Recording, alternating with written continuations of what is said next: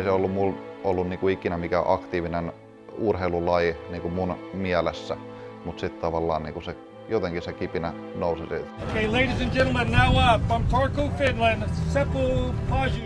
Halusin kehittyä tosi paljon, mä halusin tosi paljon kehittyä frisbeegolfissa. Jotenkin mä vaan olin sen verran itsevarma, että mä tiesin, että kyllä mä pääsen huipulle.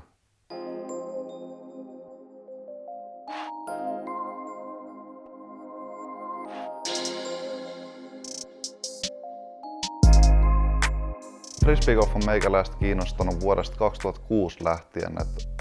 Olin silloin 2006 paikallisessa pizzeriassa ja sitten siinä oli läjä sanomalehti pöydällä ja otin siitä yhden lehden ja siellä oli Hongkongin mainos ja ilmoitti, että frisbeegolf-kiekko oli myynnissä. Ja mä tiesin lajin entuudesta, että meillä oli frisbeegolf-kori pihalla ja oli paljon kiekkoja. Mun isä on pelannut vuodesta 79 asti eri frisbee-lajeja, eli tiesin mistä on kysymys ja vähän ihmettelin, että tämä laji on siis vieläkin niinku hengissä ja muistan, että siitä se niinku oikeastaan lähti. Et muistan, että se oli niinku semmoinen ensimmäinen kosketus mulle niinku siihen lajin aloittamiseen, että vaikka mä olin nuorempana jonkun verran heitellyt pihalla ja näin, tiesin mistä on kysymys, niin sitten se kipinä niinku alkoi siitä. Se muodostui semmoiseksi isoksi jutuksi mulle, että heiteltiin niinku pihalla. Et meillä on iso piha ja meillä oli siinä niinku oma rata. Mä tein heti siihen oman radan ja aloin heittelemään niinku ihan järjettömiä määriä tuntitolkulla niinku päivittäin ja varsinkin kesällä. Niin todella paljon. Mä pelasin salibändiä niinku itse silloin vielä tosi aktiivisesti ja se oli niinku ehkä se ykköslaji vielä silloin, mutta frisbeegolf alkoi ottaa kyllä aika hyvää osuutta. Useampia muistoja on kyllä siitä noin 10 vuoden takaa, kun Sepon kanssa ollaan ensi kerran törmätty ja heitelty. Ensivaikutelmat ja ensimieliskuvat on kyllä ehdottomasti ollut se, että nuori poika ja lahjakas kaveri heittämään. Nyt ollaan täällä Pajunpihan frisbeegolf-radalla. Tää on tää meikäläisen, mistä kaikki on saanut alkunsa. Meillä oli tässä pihalla valmiiksi yksi kori, semmonen tosi vanha, 70-luvulta jostain tosi vanha kori. Ja mulla oli aika perus, että mä otan tänne setin putterei, 5, 6, 10 putteria ja rupeen heittelemään oikeastaan ihan ympäriinsä. Ei ollut tavallaan aina niin mitään ideaa, mutta oli meillä tässä tosiaan ratakin, mitä alettiin tahkomaan. Tämä oli kakkosväylä, oli tonne suuntaan ja nelosväylä. Sieltä pelattiin kakkosen jälkeen kolmonen takaisin tänne ja tässä oli nelosväylä tonne suuntaan. Ja tää oli mun tässä mä kaikkein eniten treenasin.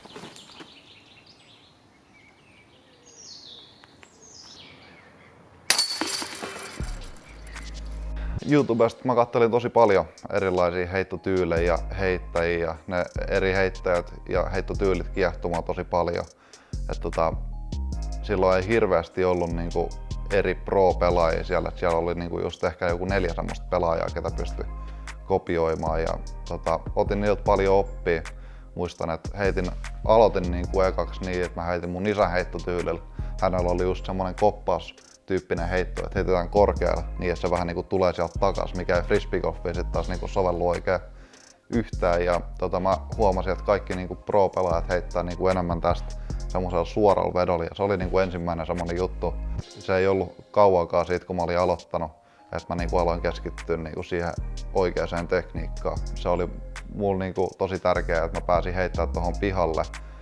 Ihan jos mulla on vaikka 15 minuuttia aikaa tai puoli tuntia aikaa, niin mä menen tuohon pihalle heittää ja sitten ne tavallaan hioutuu siinä taidot. Et ei se silloin nuorempana mulla ollut ei se ollut mulla ajatuksissa sellainen, että mä treenaan, kun mä menen pihalle heittää, vaan mä vaan menin heittää, koska se oli niin sairaan hauskaa. Me pelattiin tässä semmonen oikealla kartalla päällä. Tää on aika hieno itse asiassa. Tää on tosi hieno. Otatko heittää yksi?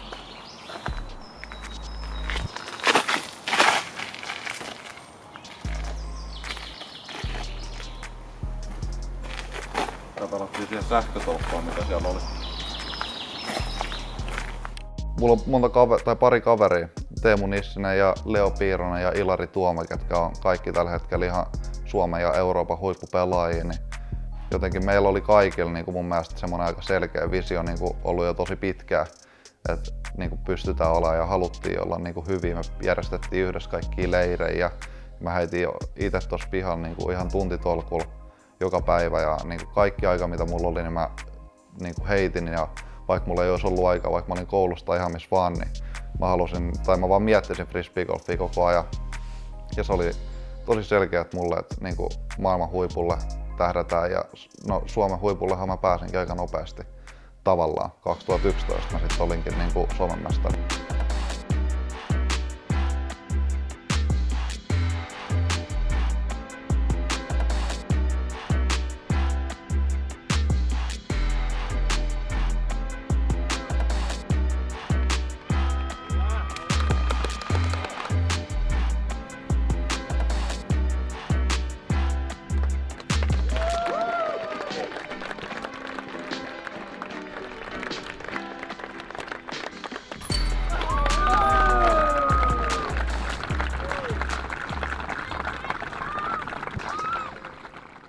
Vuotta aikaisemmin silloin SMA ennen 2010 lähdettiin perheen kanssa vähän niin kuin lomareissulle tonne Jenkkeihin. Siellä oli amatööri- ja junioreiden MM-kilpailut Ohiossa. Mä en ollut junnuissa niin kuin hirveästi pärjännyt Suomessa. Et Suomessa oli kovia kilpailijoita, silloin oli niin kuin junnuissa Teemu Nissinen ja Leo Piironen myös silloin jo. Päätettiin kuitenkin lähteä sinne MM:ihin. Tiedettiin, että siellä on paljon hyviä kilpailijoita, nykyäänkin kovia kilpailijoita. Se oli alusta asti tosi lupavan näköistä se mun kilpaileminen siellä, että mä lähdin heti kilpailuun. Se oli silloin toistaiseksi mun koviten reitattu rundi, eli se oli niinku paras rundi heti kisaa alkuun. Silloin pelattiin 7 kierrosta, että tietysti niinku se ensimmäinen kierros ei hirveästi vielä näyttänyt, mutta se näytti kuitenkin menevän niinku koko ajan hyvin. Ja sitten siellä oli semmonen amerikkalainen Andrew Coggins, ketä sitten oli niinku pelattiin tosi tasatahtiin niinku kaikki ne 7 kierrosta. Ja 7. kierroksen jälkeen niin lähdettiin finaaliin tasoissa. Siellä oli Final Line semmoisella kampuksella ja Andrew johti 2, 3 väylää jäljellä ja sitten mä sain kuitenkin kurottua sen eron sellain, että Andrew johti 1 enää kun mentiin viimeisellä väylällä ja Andrew pelasi semmoisen vesiesteen eteen ja sit mun ainut vaihtoehto oli enää se, että mä lähden heittämään niinku sen vesiesteen yli sinne korille, koska tavoite oli tietysti voittaa. Siellä ei ollut mitään heittoalustoja, vaan heitettiin nurmelta ja mä liukastuin ja se kiekko lähti taivaalle ja mä katsoin, että nyt se menee veteen. Ja sit mä katsoin kuitenkin aika aikaisessa vaiheessa sen kiekon lentoa, että siellä on semmonen silta siellä veden päällä, semmonen ehkä 2,5 metriä leveä silta, missä on semmoiset kaiteet. Ja katsoin, että se kiekko ehkä menee tuohon sillan päälle ja sitten loppupeleissä se päätyi siihen sillan päälle.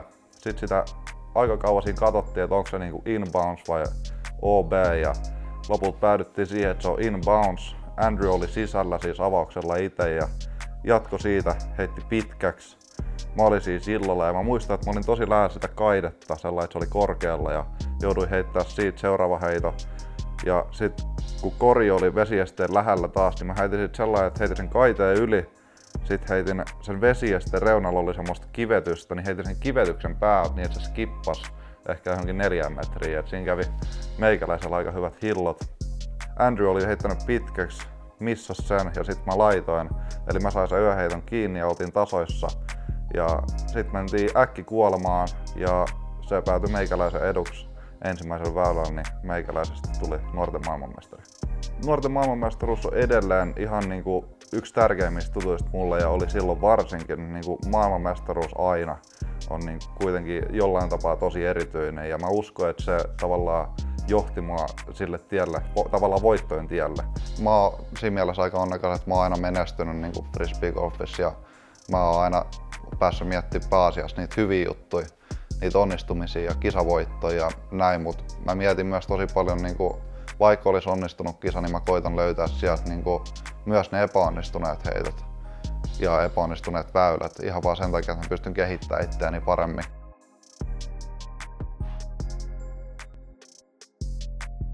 Toinen kisa, missä mä ikinä pelasin, oli Scandinavian Open. 70 heittoa mä hävisin 3 kierroksessa kilpailun voittajalle ja mä miettisin, että miten mä niinku ikinä pystyisin niinku saamaan 70 heittoa kiinni 3 kierroksessa. Sitten mä vaan rupesin niinku tavallaan perkaa sitä kierrosta, että no joo, itse asiassa tossa mä missasin 5 tommoista helppoa puttia ja mä heitin 10 OB:ta ja tuolla mulla epäonnistui noi heitot ja tossa mä osuin puuhun ja näin. Sitten mä olin, että tossa itse asiassa on niinku about 70 heittoa ja sitten mä vaan menen reenaan noita. Ja rupesin heti treenaamaan putteja ja lähestymisiä ja driveja ja sain karsittua siitä niitä heittoja. 2008 mä hävisin Jesper Lundmarkille sen 70 heittoa ja 2010 2010 mä voitin Jesper Lundmarkin. Et se niinku oli mulla aika nopea prosessi ja mä oppisin niinku tosi paljon just sillä, että mä kävin tavallaan niitä huonoja juttuja läpi. You can clearly see that he wants to make changes in his game if something isn't right. He's out there all the time practicing, learning the courses, and trying to become a better player all the time.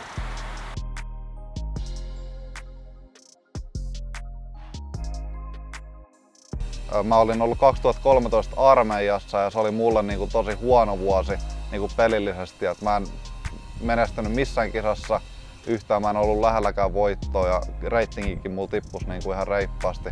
Itse asiassa alle tonniin silloin, että mulla oli 999 ratingi sitten 2013 vuoden jälkeen. Ja mä muistan, kun mä pääsin armeijasta, mä lähdin ekoin kertoin heittelemään. Mulla jäi kiekot niin pahasti käteen, että ne lähti niinku ihan väärään suuntaan.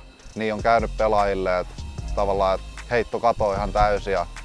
Ja mulla tuli niinku semmosia ajatuksiakin silloin jonkun verran, mutta päätin rauhoittua, keskittyä vaan, että kyllä se sieltä lähtee, että nyt vaan heität rauhassa ja vaikka jotkut heitot jäs käteen, niin kyllä se sieltä se linja löytyy. Ja sitten se 2014 mä lähdin oikeastaan siihen vuoteen rehellisesti niinku ilman melkein niinku mitään tavoitteita, että mä lähdin niinku vaan pitää hauskaa ja nauttimaan, koska mä en 2013 onnistunut enkä nauttinut niin paljon siitä pelaamisesta, niin mä lähdin vaan niinku nauttimaan. Ja se tuntui toimivan niinku mulla siinä tilanteessa tosi hyvin, että mä yritin vaan nauttia ja pelata sen takia, koska se on hauskaa. Even if Seppo is playing bad, he still tries to give it his all, just about on every single hole, just because he enjoys and loves the game of disc golf. As a competitor, he wants everybody on the card to do well, and it's great to play with people like that. Mä sain maajoukkueen paikankin ihan niinku varasijalta, että mä en ollut edes maajoukkueessa sillä, eli en ollut niinku top 10 edes suomalaisista pelaajista. En mä usko, että mä rehellisesti niin paljon edes uskoin, että mä voisin voittaa sitä kisaa, tai se ei ainakaan ollut mulla niinku silloin se päällimmäisin ajatus.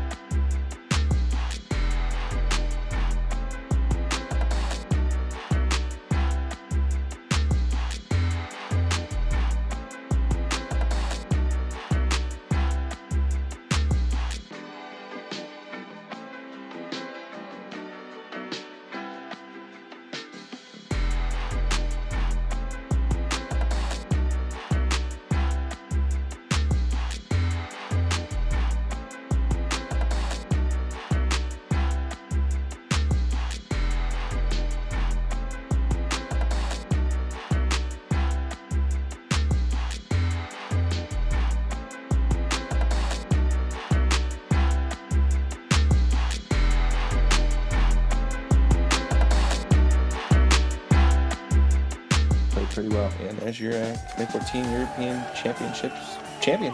Yeah, Seppo Budger. Congratulations. Yeah, really nice work. See that? And the winner, 2014 Open Champion, Zealand, Seppo Budger.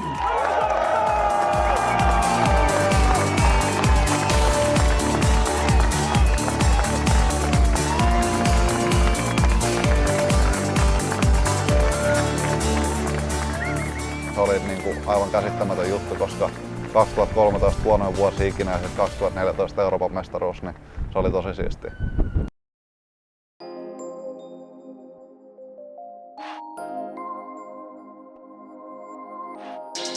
Mä pääsin Prodigyn tiimiin 2013 alkuvuodesta ja sitten kun se idea tosiaan oli ollut pitkään jo, että pääsis lajin pariin töihin, niin sitten se oli aika selkeä, että kun mä pääsin tämmöiseen uuteen hienoon firmaan ja kukaan ei maahan tuonut sitä vielä, niin me saatiin idea, että no me aletaan sitten maahan tuomaan ja sitä alettiin sitten tekemään. Ja homma alkoi niinku aika perinteisesti sellainen pienestä, että oltiin meidän vanhempien kotona, tehtiin niinku hommia siellä. Meillä oli toimisto ja varasto siellä. Sinnekin sai ihan kivasti kiekkoja. Töitä oli suhteellisen hankala tehdä, koska tässä vaaditaan kuitenkin jonkun verran tilaa. Mutta se osoittautui tosi hyväksi vaihtoehdoksi. Täältä me aloitettiin, tää oli meidän toimisto. Tässä oli niinku pöydät mulle ja mun veljen Lasselle. Mä istuin tällä puolella, Lasse tuolla puolella. Täällä huoneessa oli lähestymiskiekot ja putterit. Tässä oli niinku nidareita ja putterit oli niinku tässä seinällä. En nyt muista kuinka paljon kiekkoja täällä kaiken kaikkiaan oli, mutta todella paljon, niinku yli 30 tänne niinku mahtui. Täällä oli kaikki driverit, väylädriverit ja distance driverit. Distance driverit oli tällä seinällä ja väylädriverit oli kaikki tässä. Tässä oli meidän linjasto. Ja tää missä nyt on tämmönen vauvan vaipavaihto alusta, niin tässä oli laatikot oli sit tässä ja sitten ne roudattiin aluksi itse postiasemalle ja sitten sieltä pääsi oikeisiin käsiin. Siellä me oltiin sitten reippaat pari vuotta ja sitten siirryttiin isompiin tiloihin Turkuun. Yritys on kasvanut tosi hyvin. Meillä on tällä hetkellä 8 työntekijää. Me aloitettiin niin, että mulla oli meikäläinen, sitten mun nuorempi isoveli Lasse ja vanhempi isoveli Ilkka teki jonkun verran hommia. Tekee edelleen jonkun verran, on varsinkin tähän tehtaaseen enemmän yhteydessä. Ja nyt meillä on siis 8 työntekijää, meillä on isot tilat ja muutenkin valikoima on laajentunut. Kaikki unelmat vaatii tukea. Mulla on ollut siinä mielessä onnekas tilanne tässä tukiasiassa. Silloin 2013, kun mä päätin Prodigylle lähteä, niin se oli niinku sellainen, mikä oikeastaan aloitti kaikki. Prodigy on ollut suuri tuki, ihan järjetön tuki, että jos Prodigy ikinä ei olisi ilmaantunut, niin mä en usko, että mä olisin tässä tällä hetkellä. Frisbee Golf ei välttämättä olisi ikinä lähtenyt mun elämässä siihen suuntaan, missä on tällä hetkellä. Myös perheen tuki on äärettömän tärkeää ja mulla se perheen tuki on ollut vielä niin kuin merkittävämpää, mitä sitten sponsoreiden tuet ikinä. Isä on mahdollistanut matkustamiset, asunto, kaikki tällainen, niin se auttaa todella paljon, että sulla on tuki ja turva aina taustalla ja myös muiden perheenjäsenten tuki siinä mielessä, että ne hyväksyy sen, että mitä mä teen. Että okei, Seppo ei tee töitä samalla mitä me tehdään, vaan Seppo pelaa frisbeegolfia ja se, että mä tiedän, että perheenjäsenet ja kaikki hyväksyy sen, mitä mä teen, niin se on tosi tärkeää. Että tuki muutenkin kuin rahallisesti on tosi tärkeää ja siinä perhe on ollut kyllä ihan paikallaan. Isoin käännekohta mulla oli 2016, oltiin Tukholmassa pelaa Major-kisaa ja siellä mä pelasin todella huonosti niin kuin, toisen kierroksen. Ja kävin sitä läpi ja sit siinä hetkessä mä itse asiassa päätin, että nyt mä pelaan niin huonosti tai mun peli oli sen verran huonoa, että mä päätin, että nyt mä haluan keskittyä siihen, että mä oikeasti vaan kehityn pelaajana. Siinä vaiheessa kun mä tein sen päätöksen, niin se oli jotenkin niin selkeä. Ja se vähän tuli jopa sellainen niin kuin extempore, että sitä ennen niin kuin vaikka samana päivänä tai samalla viikolla mä en ollut edes ajatellut sitä asiaa. Mut sit kun se yksi kierros oli niin huono, niin sit mä olin sellainen, että tää oli vaan nyt liikaa, että mä en halua ikinä pelata tollaista kierrosta enää. Ja se on ollut kyllä ehkä paras päätös, mitä mä oon ikinä tehnyt. 2017 SM mä olin tavallaan kokenut semmoisen pienen herätyksen just pari viikkoa ennen sitä kisaa. Mulla oli ollut sitä ennen semmoinen 3 kilpailun putki, kun mä en ollut päässyt ihan sillä tasolla, mitä mä olin itse halunnut. Mulla tuli sormen pieni haava, mä jouduin ottaa viikon pois. Mä luulen, että se teki tosi hyvää, semmonen pieni viikon tauko. Ja sitten sen jälkeen mä lähdin treenaamaan tosi kovaa ja mulla oli semmonen tosi iso nälkä siihen SM-kisoihin. Kun mä johdin niin kuin ensimmäisen päivän jälkeen, niin mä koin sellainen, että no niin, nyt oli hyvä vahva näyttö tähän kilpailuun. Mutta mä silloin keskityin just siihen, että nyt tää oli vasta niin kuin ensimmäinen kierros, tässä on vielä 3 kierrosta ja ihan mitä tahansa voi tapahtua, että mä voin pelata hyvän kierroksen, mutta sitten jos mä en onnistu seuraavalla kierroksella, niin ei se tarkoita silloin mitään. Et mä olin tosi fokusoitunut koko ajan ja jatkoin sitten siihen seuraavaan kierrokseen. Oli edelleen itse asiassa jaettu johto niin kuin ensimmäisenkin kierroksen jälkeen. Edelleen hyvä fiilis ja tavallaan se, ehkä vähän se paine siinä kuitenkin kasvaa joka kierroksen jälkeen. Tavallaan mä muistan, että varsinkin kun lähdettiin sitten 3. kierroksen jälkeen mä olin myös edelleen johdossa. Silloin ensimmäistä kertaa yksi johdossa yhdellä heitolla. Niin silloin oli ehkä just kovin paine, koska silloin oli niin monta pelaajaa 1 tai 2 heiton päässä musta tai 3 heitoa, että meitä oli ainakin 5 pelaajaa, se oli 3 heiton sisään. Paineet oli aika kovat. Mä paljon niinku koitin tavallaan boostaa itteen erilaisilla biiseillä ja erilaisilla jutuilla, että mä saan itsestäni kaiken niinku irti ja saan semmoista hyvää momentumia siihen finaaliin, että mulla on tosi hyvä itseluottamus, kun lähdetään siihen. Ja tavallaan mä ajattelin just niin, että siellä on niinku jotain ihmisiä, jotka haluaa, että mä en voita, vaan ne toivoo jotain muuta. Ja mä halusin mennä sinne just sillä asenteella, että mä menen näyttää, että te olette väärässä, että mä voitan. Paineet helpottu ehkä siinä väylän 15 jälkeen. Mä itse otin siitä birdin, Leo missasi sen putin ja mä itse laitoin. Niin siinä hetkessä oli sellainen, että tuli ensimmäisiä kertoja oikeastaan semmoisia ajatuksia, että okei, että nyt alkaa näyttää ihan hyvältä. Mutta mä halusin silti vähän vielä unohtaa ne ajatukset ja sitten keskittyä vielä siihen kisaan. Et siinä oli kuitenkin vielä 16, 17, 18 pelaamatta. Sitten 16 mä otin birdin taas, että mä olin ihan about 4 metrissä avauksen jälkeen. Ja siinä alkoi olla sit oikeasti aika varma fiilis, että tässä on 3 väylää jäljellä. Väinö ja Leo oli molemmat 3 heiton päässä musta. Niin se oli aika semmonen turvallisen oloinen johto siinä vaiheessa. Mun olisi pitänyt ottaa sit siihen triplabogi siihen viimeiselle, joka oli käytännössä mahdotonta, koska mä olin ottanut koko kilpailussa ainoastaan 1 bogin, niin mä en enää sit kuitenkaan triplabogia ota viimeisellä väylällä. Niin se oli sit 100% varmuus, että mä voitan. Ja nauttisin siitä väylästä, halusin pelata niin hyvin sen kuin pystyn. Et koitin tietysti birdiä ja joudun tyytyä paariin, mutta tuntui äärimmäisen hyvältä. Se, että toi kisavoitto tuli 6 vuoden tauon jälkeen edellisestä Suomen mestaruudesta, niin se osoitti mulle sen, että mä oon henkisesti edelleen kykeneväinen voittaa ihan minkä vaan kilpailun. Toi tuo tulevaisuuteen, varsinkin tähän loppukauteen, niin todella paljon itseluottamusta ja siinä mielessä on tosi iso voitto ja merkitsee tosi paljon. Perusviikko, se riippuu ihan oikeastaan, että ollaanko kesässä vai talvessa. Et nyt talvella mulla oli perusviikko se, että mä treenaan 3 kertaa salilla fysiikkaa ja sitten 2 aerobista liikuntaa siihen päälle. Ja sitten heittotreeni saattaa olla 6 kertaa viikossa. Ja varsinkin kun me treenattiin Kaliforniassa talviin, niin se oli niin, että aamulla mentiin tekemään treeni, sali tai sitten lenkki. Sitten sen jälkeen mentiin puttaamaan tai tekemään fieldworkia, eli mennään kentälle treenaamaan ja sitten sen jälkeen kierros. Et se oli mun aika peruspäivä niin kuin nyt off-seasonilla 2016-2017.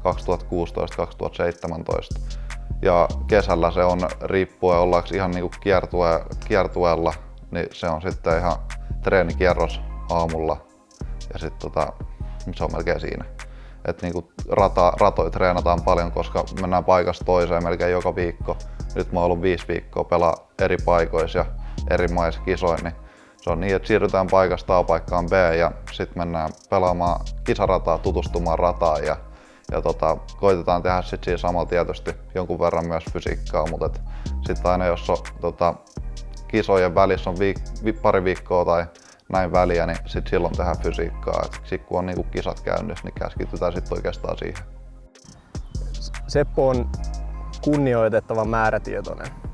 Hänelläkin on tietysti ollut heikkoja hetkiä tässä uransa varrella, mutta niistäkin soista, mitä hän on kokenut, niin hän on onnistunut nousemaan. Se on kunnioitettava, miten määrätietoisesti hän työskentelee oman pelaajauran kehittämisen. Frisbeegolfissa kiehtoo mua eniten se, mä itse asiassa vasta havahduin tähän tästä talven aikaan. Mä oon aina miettinyt, että mikä siinä on siinä lennossa, mikä kiehtoo, mutta meillä on paljon esineitä, pallo, ihan mitä vaan kun me heitetään, niin se lentää kaaressa, niin että se lentää ylös ja sitten se tippuu alas ja se on odotettava se linja.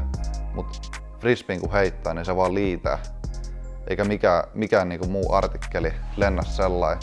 Ja frisbeet pystyy kontrolloimaan, mä pystyn tekemään ihan millaisen kaaroksen melkein mä haluun, millaisen vaan mä haluun frisbeellä ja se on vaan ufo juttu. Et se on just sitä, se on siistiä. Sepon pitkä drive on selvästi Sepon vahvuuksia. Se, mistä se juontaa juurensa mun teoriani mukaan, on se, että Seppo on heittänyt monipuolisesti eri frisbee-lajeja. Powerful, very smooth, and also finesse at the same time. Kun heittää paljon erilaisia pannuja, niin sitä kautta oppii käsittelemään, oppii tietämään, että miten ne kiekotaidosti käyttäytyy. Ja siitä ammentamalla Seppo on saanut sitten frisbeegolfiin ihan uudenlaiset taidot. No mä oon ollut aika onnekas mun ura-aikaa, että ei ole semmosia loukkaantumisia ollut. Et mua on purru esimerkiksi käärme, kyy, et silloin mä muistan, että mulla tuli 3 viikkoa paussia. Mulla on jonkun verran ollut, silloin kun oli kasvupyrähdys, niin alaselässä oli kipuja, mutta nekin meni sit ohi, eikä ole sen jälkeen ollut mitään. Ja tietysti joskus on kyynärpää tai olkapää vähän kipeänä, mutta sieltä ei ole ikinä mennyt mikään rikki eikä näin. Et tommosia pieniä juttuja on tietysti tullut, mitä urheillessa tulee, mutta ei ole niinku mitään sen kummosempia loukkaantumisia ollut. Mut nuorempana, kun mä olin 5-vuotias, niin mulla kävi semmoinen onnettomuus. Vuosi oli 1999.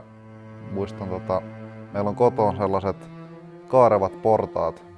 Tullaan niinku yläkerrasta alakertaan semmoiset tosi pitkät portaat ja niistä välillä sit liuuttiin sitä kaidet pitkin. Ne tekee semmoisen kivan 90 asteen kaarroksen ja se oli semmoinen juttu, lapset aina veti siitä, mulla on 4 sisarusta, niin kaikilla oli vähän tapana liukua sitä pitkin ja sitä ei kuitenkaan saanut tehdä, että se oli vähän niinku vaarallista, koska siinä on niinku aika iso tiputus, niinku 3 metriä ainakin. Mun isoveli veti ekaksi siitä sen kaarroksen nätisti, tuli alas ja mä halusin vetää sitten itse kans, mutta mä kiepsahdin sit yli siitä kaiteesta kaaravien portaiden keskellä siellä alhaalla semmonen iso kukkaruukku, missä oli semmonen paksu kukkakeppi pitelemässä niitä kukkia pystyssä ja se oli semmonen ehkä metrin pituinen keppi, semmonen tällainen ja se oli kaarva toisesta päästä. Ja sit mulla kävi niin huono tuuri, että mä tipuin niinku sen kepin päälle ja se meni läpi tästä vasemmasta kyljestä ja tuli täältä oikealta kyljestä ulos.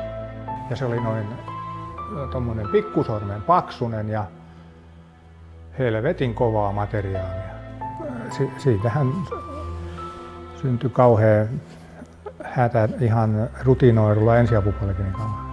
Ja ensimmäiseksi tuli tietenkin mieleen, että näin ei voi tapahtua.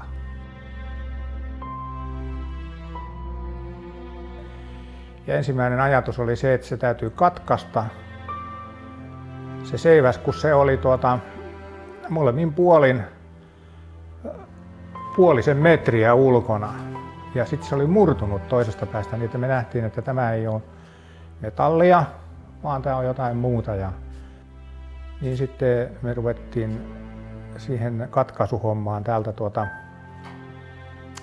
turvallisemmalta puolelta, eli täältä vasemmasta kyljestä. Ja se ei onnistunutkaan millään paikallisilla rautasahoilla eikä muilla, vaan meidän täytyy hankkia sitten pelastuslaitokselta smirgeli, siis hiomalaikka, jolla se katkaistiin ja pyöristettiin se pää, ettei se revi, kun se vedetään pois.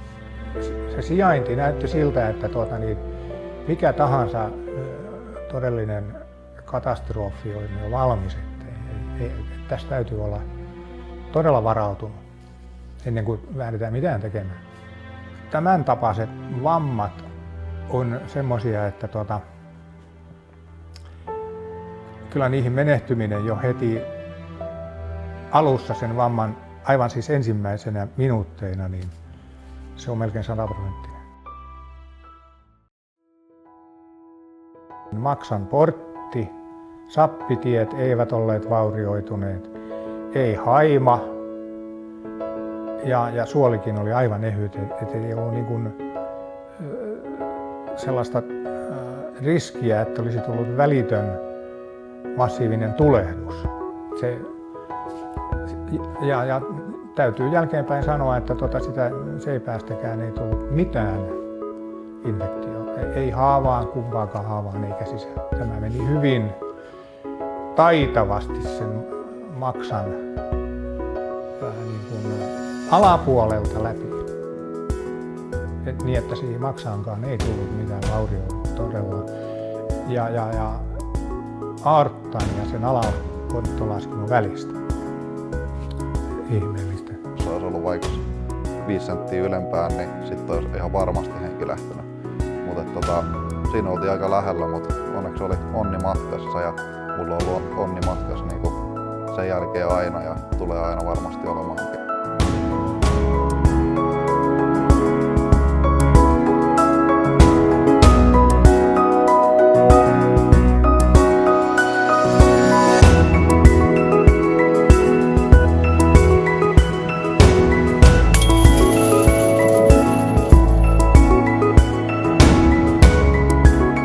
Sepolla on kaikki tarpeellinen tuki ja turva sekä sisäinen motivaatio, mikä hänellä on, mitä maailman parhaaksi frisbeeheittäjäksi tuleminen vaatii. Mä henkilökohtaisesti uskon siihen, että se on mahdollista, että se nähdään vielä jonain päivänä. Mun tavoite on lajissa ollut aina se, että mä olisin maailman paras. Ja nyt se on vielä realistisempi tavoite, koska mä oikeasti satsaan siihen.